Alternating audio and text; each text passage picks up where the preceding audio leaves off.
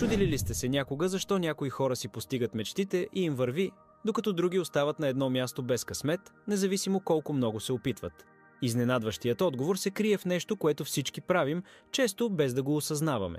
Начинът, по който си говорим сами на себе си. Тези лични разговори, които водим в ума си, когато никой друг не е наоколо, нашият вътрешен диалог, оформят живота ни по начини, които дори не можете да си представите. Хубавата новина е, че имате силата да пренапишете историята си, започвайки още днес. В това видео ще ви покажа как вътрешният ви диалог пряко влияе на реалността ви, как да го превърнете в мощен инструмент за успех и как да съгласувате мислите, думите и действията си с бъдещето, което искате да създадете. Останете с мен, защото до края на това видео ще имате конкретен план за трансформиране на вътрешния си свят и външния си живот. Преди да продължим, не забравяйте да се абонирате за канала и да включите известията, за да не пропускате видеа, които ви помагат да израствате. Без повече забавяне, нека започваме. Силата на това, което си казвате. Позволете ми да ви задам един въпрос. Когато допуснете грешка, какво е първото нещо, което си казвате? Нещо като «знаех, че ще се проваля» или «толкова съм зле в това». Или е по-ободряващо като «няма проблем, следващия път ще се справя». Тези малки фрази може да изглеждат незначителни, но притежават невероятна сила. Вътрешните ви диалози не са просто празни приказки. Те са основата на вашата реалност, зеницата, през която виждате себе си, света и мястото си в него. Начинът, по който си говорите, може или да ви доближи до целите ви, или да ви задържи в съмнение и страх. Думите и мислите ни са от огромно значение. Сега нека продължим с един пример. Представете си трениращ спортист във фитнес, който си казва: «Никога няма да бъда толкова силен, колкото другите в залата». Тази мисъл може да доведе до избягване на тренировките и новите упражнения. Или си помислете за художник, който се бори с творчески блокаж.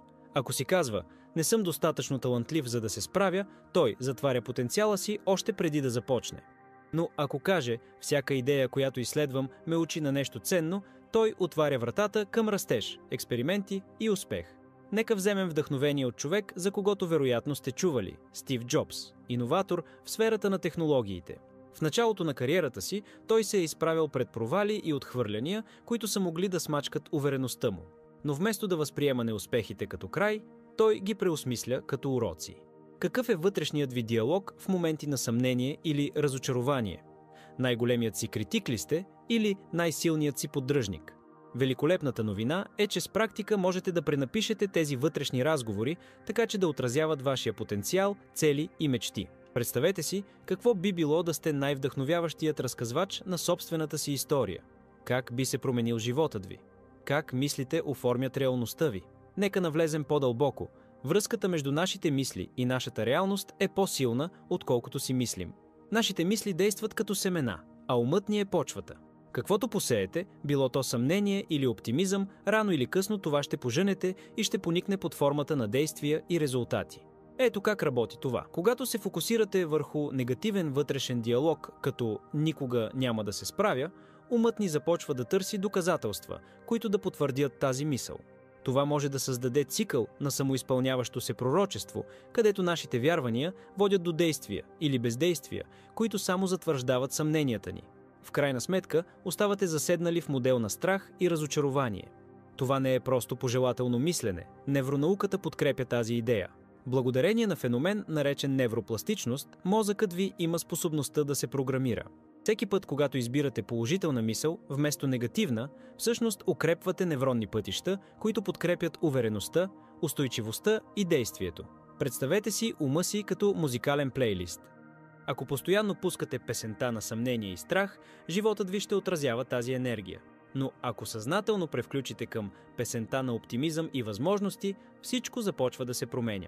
Може да започнете да поемате повече рискове, да казвате «да» на възможности или да намирате креативни решения на предизвикателства. Животът ви ще се промени към по-добро. Сега е перфектният момент да се възползвате от уникалната колективна енергия на това видео.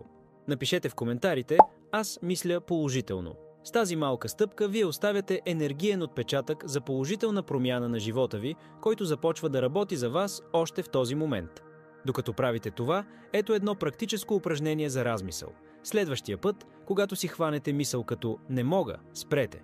Заменете я с нещо като «ще намеря начин да го разбера».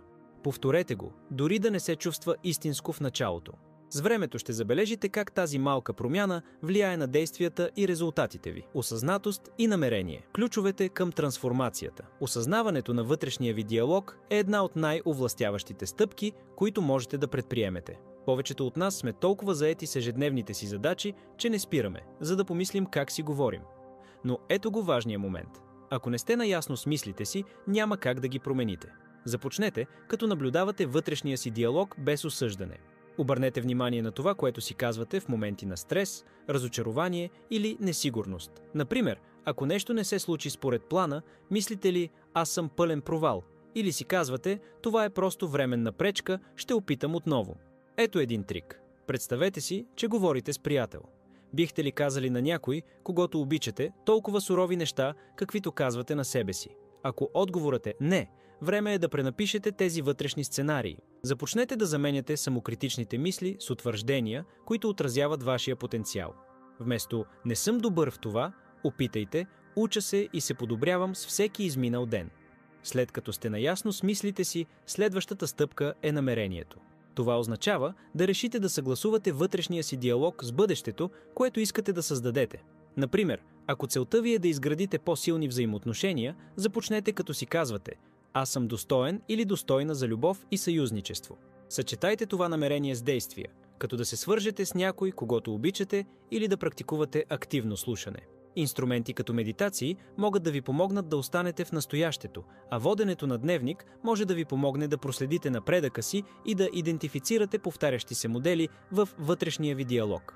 С времето ще забележите как тези малки, осъзнати промени създават огромни трансформации в живота ви. Въображение – вашето тайно оръжие. Сега нека поговорим за инструмент, който вече притежавате, но може би не използвате в пълния му потенциал – въображението.